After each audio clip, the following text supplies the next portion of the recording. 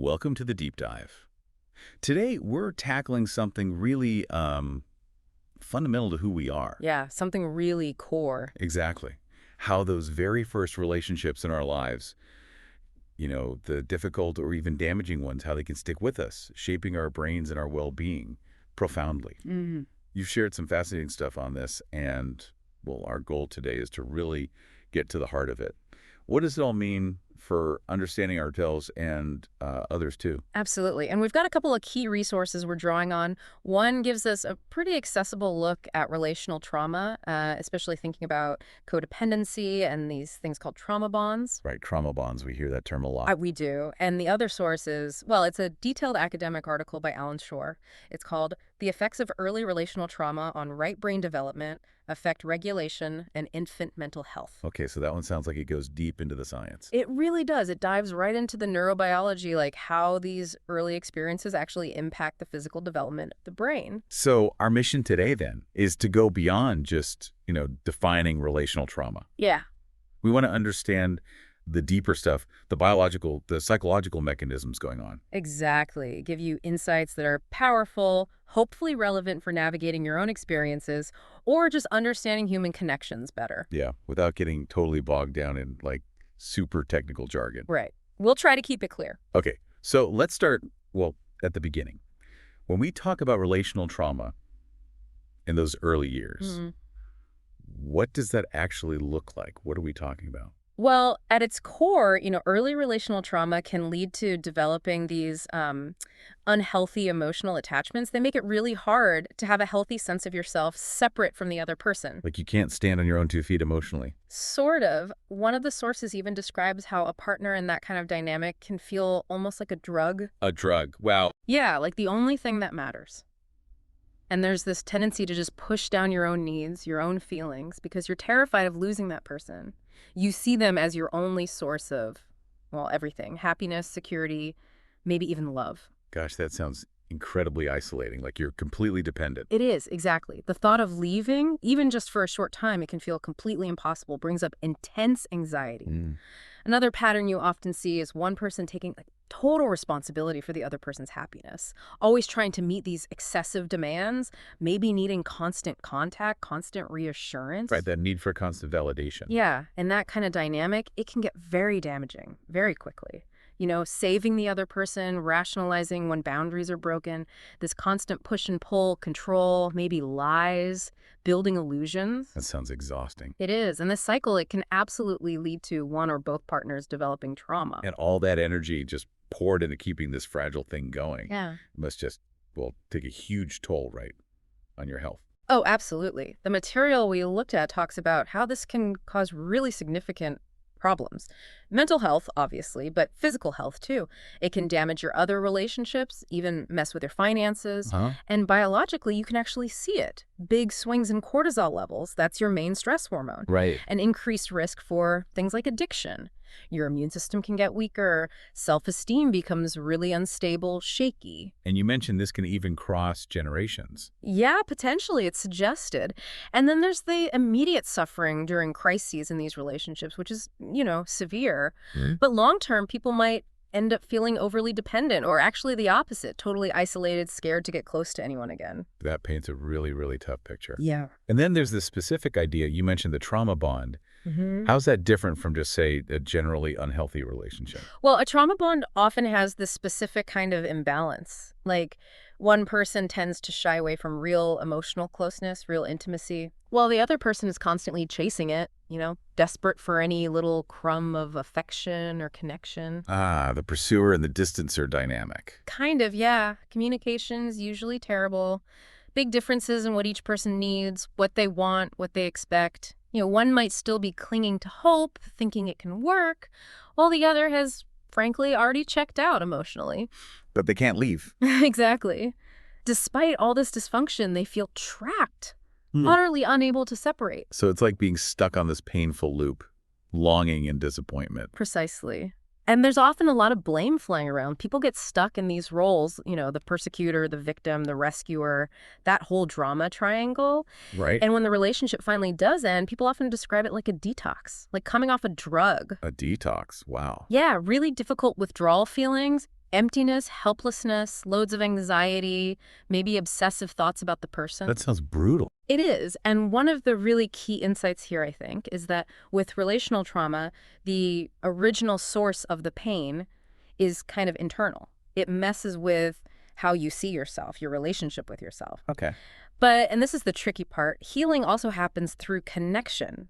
Reconnecting with yourself, yes, but also finding healthy connections with other people. That's a really crucial point. Yeah, Even though the wound starts inside, reaching out is still vital for getting better. absolutely. Okay, so we've talked about these relationship patterns, but what's actually happening inside the brain because of these difficult early experiences? This is where Alan Shore's research that focus on the right side of the brain Right. comes in, right? That's so important here. Yes, exactly. Shore's work is critical here.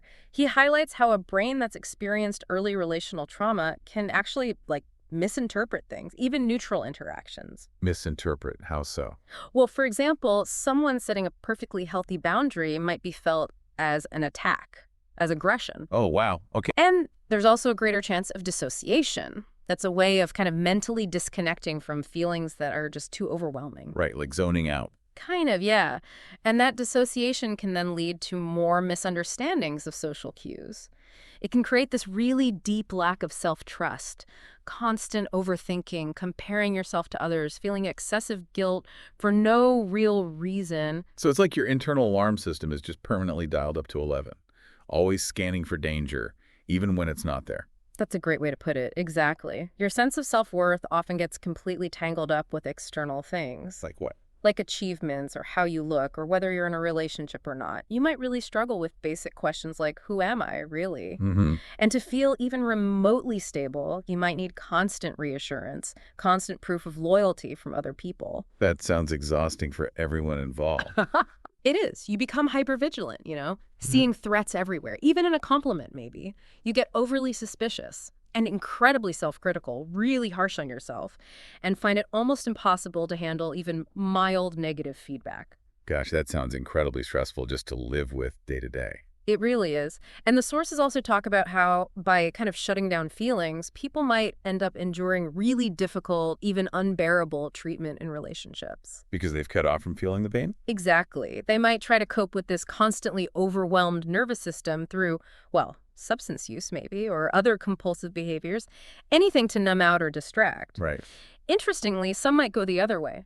Extreme self-denial, like rejecting basic bodily needs, maybe seeing it as a kind of strict discipline or asceticism. Wow. Extremes. Yeah. And ultimately, people might start to believe there's something fundamentally broken or wrong with them. You might see thoughts of self-harm, real problems with the nervous system, like dysregulation, trouble concentrating, memory issues, intense rage or hatred bubbling up. That's a heavy list. It is. And sadly, there's also this tendency to unconsciously repeat these patterns, choosing partners who have similar difficult backgrounds, which just continues the cycle of trauma. It makes sense in a painful way. Hmm. You gravitate towards what feels familiar, even if it's damaging. Unfortunately, yes. And Shore's work, it really gets into the neurobiology of this, doesn't it? How those early attachments literally sculpt the developing brain. What are some of the main takeaways you found? Yeah, Shore's central point is that those early attachment experiences and how they shape our ability to regulate our emotions are just absolutely critical for healthy development, period. Okay. When an infant has a secure attachment, with a caregiver who's emotionally tuned in, responsive, it directly supports the healthy growth of the right side of the brain. Or right side specifically. Yes, he really focuses on the right hemisphere's role in socio-emotional processing, and this secure base helps the baby learn how to manage their emotions, effectively what scientists call affect regulation. Affect regulation. Yeah. And that promotes good infant mental health overall. So a secure, loving early connection is like literally building a strong foundation for the brain. That's a perfect analogy, precisely. On the flip side, early relational trauma disrupts the development of the brain's stress coping systems, Okay. which can then lead to mental health challenges down the road. Shore specifically talks about something called disorganized or disoriented attachment, type D, he calls it. Type D. Yeah. It's more common in infants who've experienced abuse or neglect, and this pattern is strongly linked to difficulties handling stress and a tendency towards dissociation later in life. And that caregiver's role, Yeah. It sounds like it's absolutely pivotal in those first couple of years, shaping that foundation. Oh, absolutely. Crucial. Shore describes the primary caregiver as essentially being an external psychobiological regulator for the infant's nervous system. An external regulator. Yeah. During those first 2 years, which is a period incredibly rapid, experience-dependent brain growth, those early social interactions, they get sort of imprinted onto the brain structures maturing at that time. It printed. Wow. It has long-lasting effects. And he emphasizes it's not just, big traumatic events necessarily. Repeated emotional abuse, that chronic misattunement, is central to childhood trauma and really negatively impacts cognitive development. So it's the ongoing emotional climate, not just isolated incidents, that really molds the brain. Exactly. Relational trauma is often cumulative, something that happens over and over, and it has both immediate effects and these long-term consequences, significantly upping the risk for later psychiatric disorders. Right.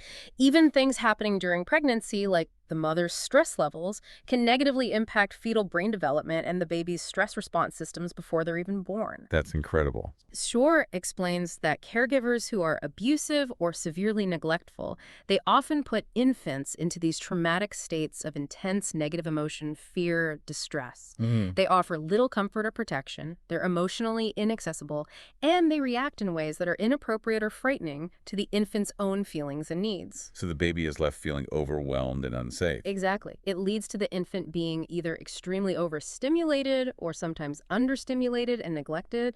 And these prolonged negative emotional states, they actually change the brain's chemistry and severely impair the baby's ability to develop healthy ways of coping. So the infant's brain is basically being flooded with stress chemicals during these difficult interactions without the soothing counterbalance. That's a very accurate way to think about it, yes. And this trauma can actually alter how the brain processes social information, particularly affecting the development of that right brain, which, as we said, is specialized for handling socio-emotional information. In these traumatic situations, caregivers often fail to do what Shore calls repair, those moments of coming back together after a disconnect.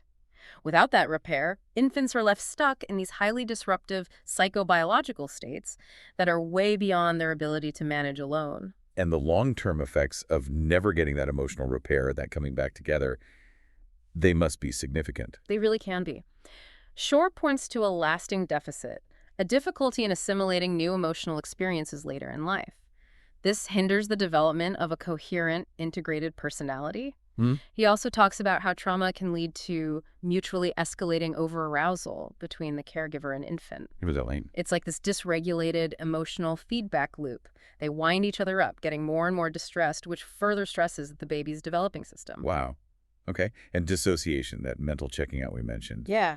That often comes in as a way to cope. Yes, it often emerges later as a reaction to this overwhelming early stress.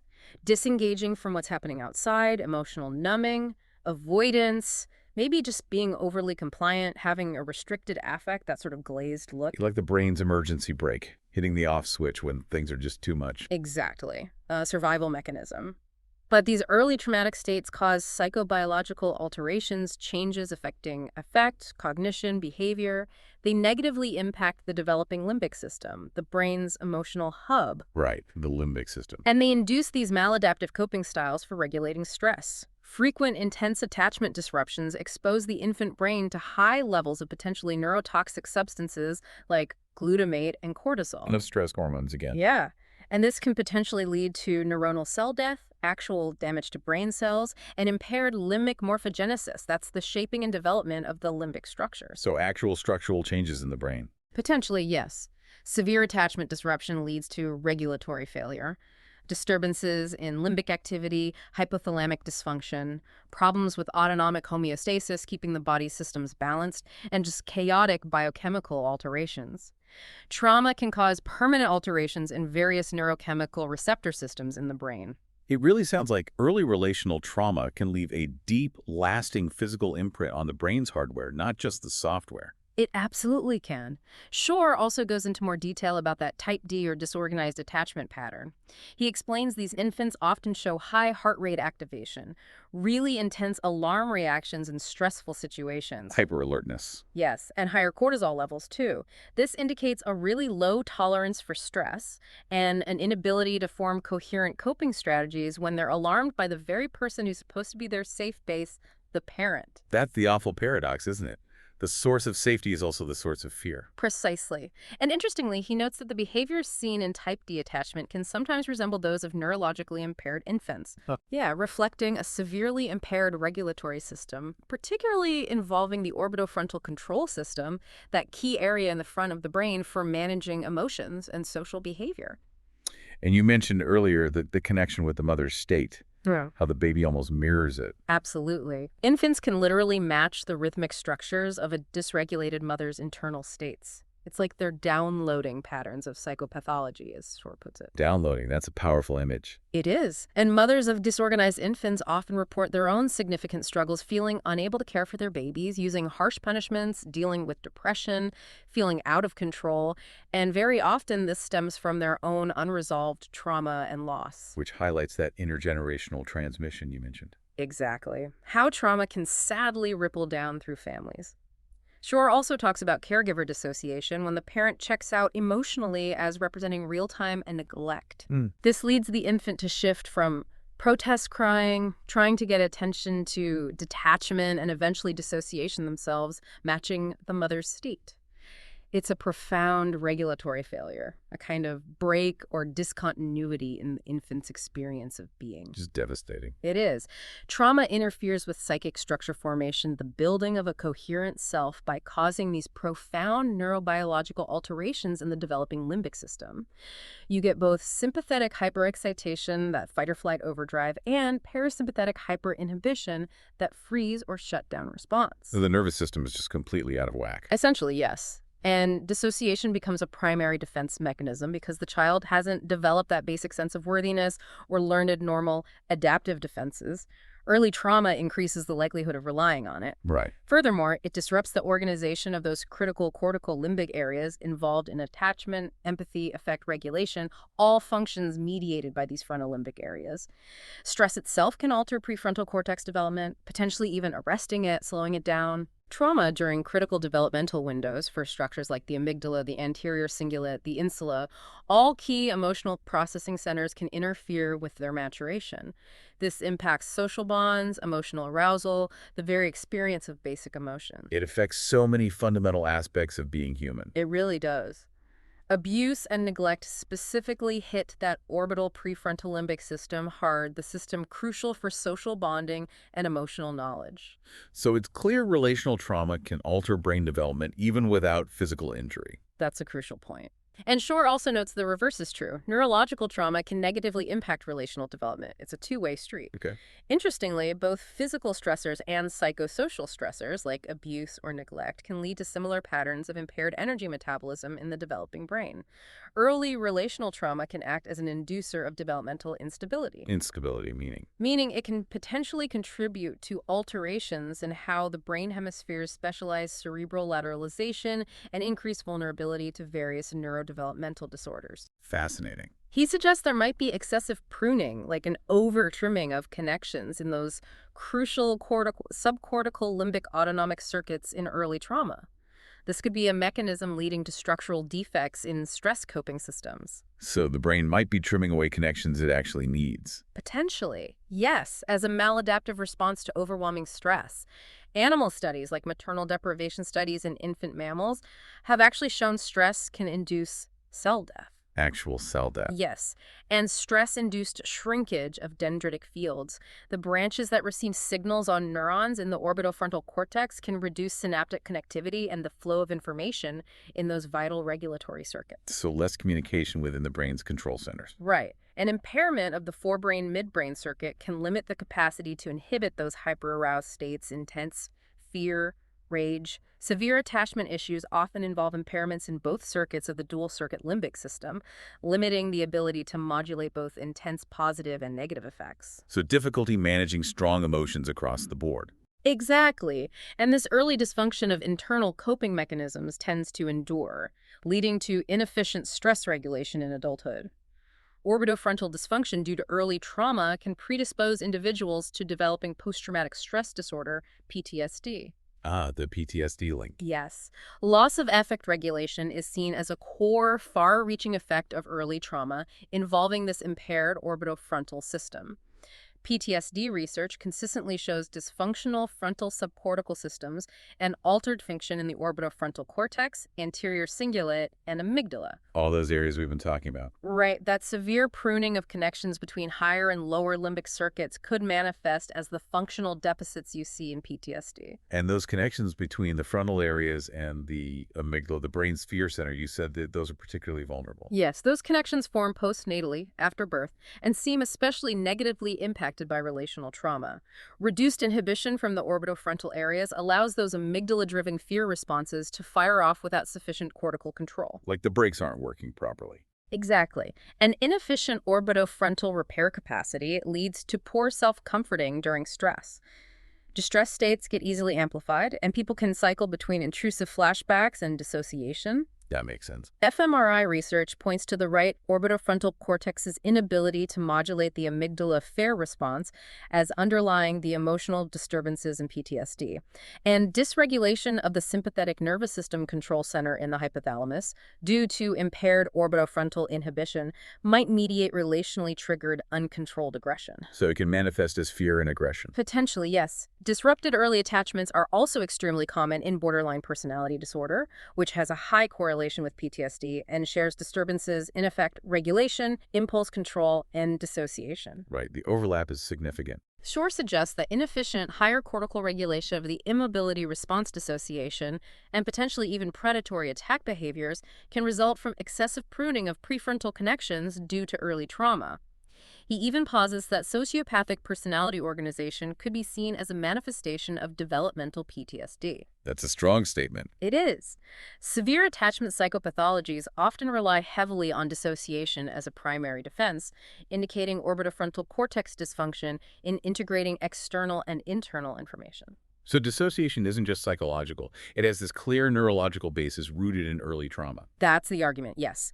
An immature orbitofrontal system under stress can lead to this coupled, non-reciprocal mode of autonomic control, hyperexcitation, and hyperinhibition happening simultaneously, resulting in the freeze response. The deer in headlights feeling. Exactly. Severe attachment pathologies show inefficient orbitofrontal capacity in coordinating the two branches of the autonomic nervous system, ANS, leading to difficulties regulating shifts between different affective states.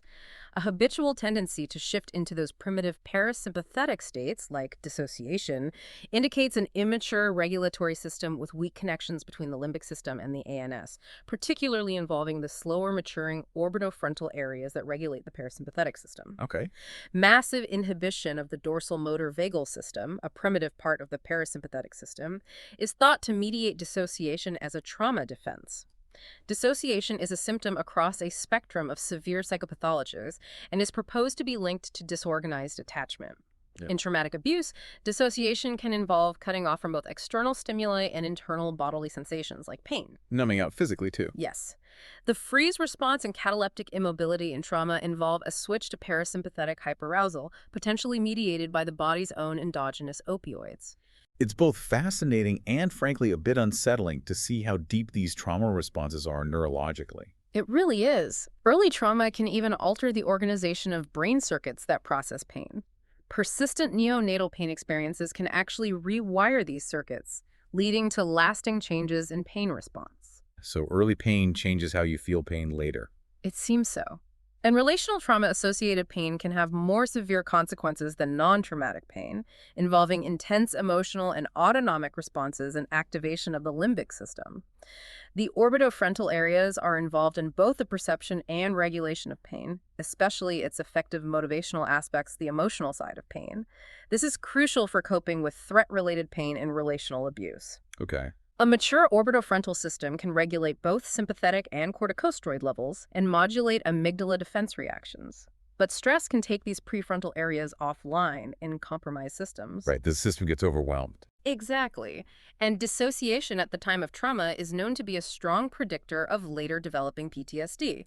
Characterological dissociation, where it becomes a habitual coping style, can be used to defend against a broad range of daily stressors, undermining the continuity of experience. These patterns often originate in infant relational trauma. It disrupts your sense of self over time. Yes. Dissociation involves a disruption of consciousness's monitoring and controlling functions.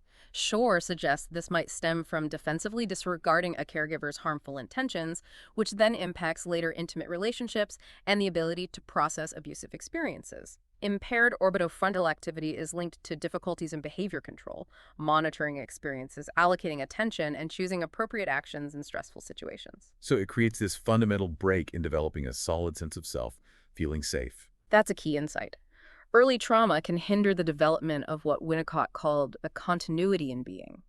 You end up with a personality built more on reactions to environmental impingement rather than a cohesive, spontaneous self. Dissociation can be a defense against the psychological catastrophe, as Shore terms it. Wow. But the maladaptive aspect of dissociation is the difficulty exiting the state. It leads to prolonged shutdown, impermeability to attachment, and interactive regulation, which hinders emotional learning and right brain development. So it protects you in the moment, but hinders growth long term. Exactly. Severe regulatory disorders, Shore argues, have a developmental right brain etiology. The coping deficits in type D infants, right lateralized structural defects seen in some studies, and neuroscience findings on adult brains all point towards how early relational trauma alters right brain maturation and increases psychopathology risk. Right. We mentioned those daze or trance-like expressions in type D infants. Freezing behavior in primates is linked to high cortisol and right frontal EEG activity. And EEG studies show right frontal asymmetry in infants of depressed mothers, who may be neglectful, which is linked to emotional reactivity and vulnerability to psychopathology. The right amygdala is involved in storing fearful faces. The right orbitofrontal cortex shows enhanced response to anger expressions. So that right side is really tuned into threat cues. It seems so. And non-consciously processed stressors like threatening faces or sounds you're not even aware you perceived can trigger dysregulation and dissociation in early traumatized individuals. Disorganized, disoriented children can show dissociative responses just looking at family photographs. Just photo. Yeah. Unconscious working models of disorganized attachment encode these enduring negative schemas of self and interaction with misattuning others. These get accessed under stress and are stored primarily in the right hemisphere, which is dominant for unconscious processes and episodic autobiographical memory. So these patterns operate below awareness. Often, yes. Early abusive memories, stored in the right hemisphere outside conscious awareness, can exist as imagistic traumatic memories with associated survival behaviors, completely unknown to the left hemisphere because of the separate memory systems. Wow. Like split parts of the self. In a way, a limited representational capacity can also result from early relational trauma occurring before adequate self-other differentiation and symbolic capacity have developed. So trouble putting experiences into words or understanding them conceptually. Exactly. Relational trauma in the second year, Shore suggests, can lead to severe pruning of right orbitofrontal callosal axons, the connections linking the hemispheres. This hinders the left hemisphere's ability to semantically process the effective information coming from the right hemisphere. Which means? Difficulty talking about emotions. Alexithymia. Alexithymia, difficulty identifying and describing feelings. Right. It's linked to right hemisphere deficits and developmental trauma. It can manifest in emotional outbursts, blocking feelings, impaired nonverbal expression. Right hemisphere involvement is also reported in somatization physical symptoms without a medical cause and hysterical paresthesia. Okay. But importantly, the right hemisphere continues to reorganize throughout life, and the orbitofrontal regions remain plastic adaptable, so there's potential for ongoing development. That's the hopeful part. It is. However, early exposure to dysregulation can certainly hinder their initial organization. Maladaptive infant mental health can lead to a static, closed system unable to learn from the new socio-emotional experiences needed for continued right brain growth. This paints a really intricate picture, but ultimately, yeah, hopeful. It suggests while early experiences have these profound effects, there is potential for change. And this brings us to, well, what can we do? Implications for early intervention. Right.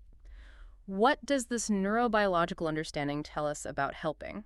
First, Shore cautions we can't automatically infer relational trauma just from developmental deflections. Neurological impairments can sometimes cause similar issues. Okay, important distinction. But a sensitive primary caregiver can significantly enhance the developmental trajectory, even if there are constitutional deficits.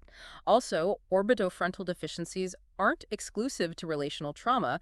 They're seen in various neurological and psychiatric conditions. Right.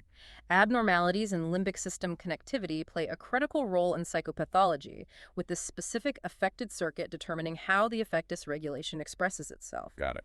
It's also crucial to remember that the process of prefrontal subcortical parcellation, the fine-tuning of these connections, continues right into adolescence. Into the teen years. Yes, which means early deficits can sometimes be exacerbated, potentially leading to late-appearing psychopathologies whose roots, Shore argues, can often be traced back to early attachment disturbances. So early identification and support are absolutely crucial, even if the full impact isn't clear right away. Absolutely. Promoting affect regulation is a common mechanism, a core goal in psychotherapy. The consensus now is that therapeutic interventions for severe attachment disorders should begin as early as possible. Makes sense. Emotionally available therapists can help young children develop self-regulation capacities.